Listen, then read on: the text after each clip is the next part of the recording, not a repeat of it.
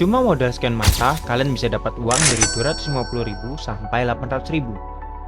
Jadi, apakah kalian tertarik?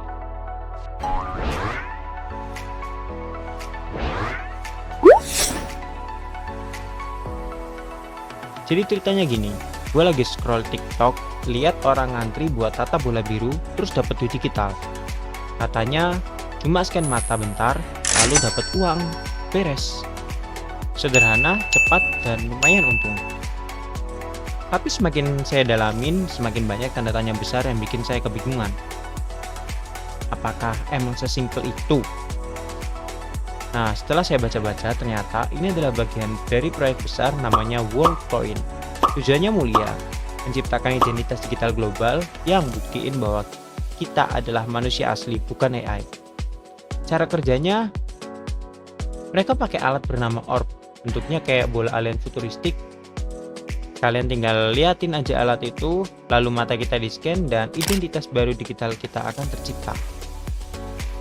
Namanya World ID. Dan sebagai ucapan terima kasih, kita bakal dikasih token kripto bernama WLD. Gratis cuma modal mata. Sounds cool? Emang. Tapi ada sisi gelapnya yang nggak banyak orang pikirin. Oke, kita bahas sisi gelapnya. Yang pertama adalah retina mata itu identitas biologis paling permanen. Lebih unik dari sidik jari dan lebih akurat dari pengenalan wajah. Retina punya pola pembuluh darah yang nggak berubah seumur hidup.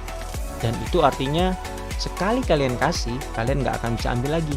Sekali bocor, ya nggak bisa di-reset. Dan kalian kasih itu demi token kripto. Berikutnya, ya saya nggak munafik juga, banyak orang yang ngikut ini karena insentifnya, dapat duit. Apalagi di negara berkembang, di mana orang masih banyak yang nggak punya rekening bank atau identitas resmi. WorldCoin kayaknya ngasih shortcut ke dunia digital yang modern dan inklusif. Tapi, itu juga yang bikin banyak pihak justru khawatir. Kenapa program ini gencar di negara-negara miskin duluan? Kenapa bukan di Silicon Valley? Ada dua kubu besar soal WorldCoin ini. Yang pro bilang, ini cara terbaik buat hadapi era AI. Kita butuh cara buat bedain mana manusia dan mana bukan. Dan memang makin banyak bot spam, deepfake, dan AI nyamar jadi manusia.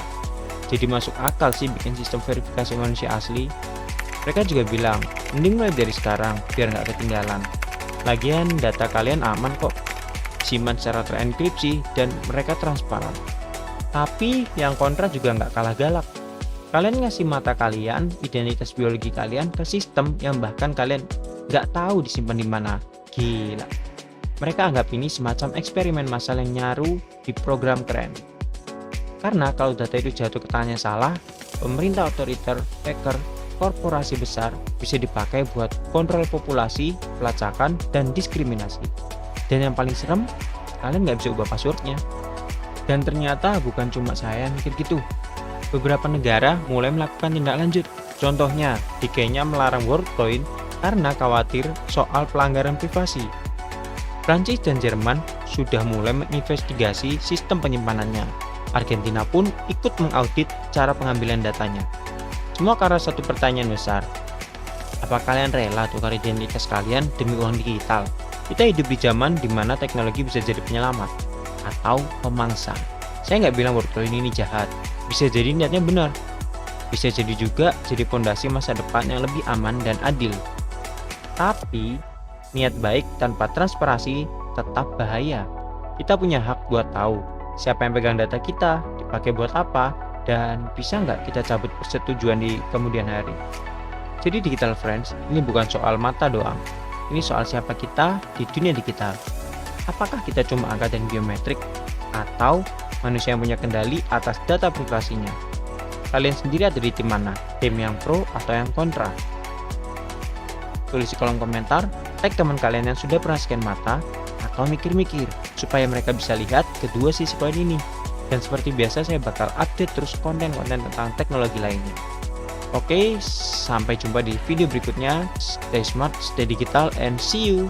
Bye.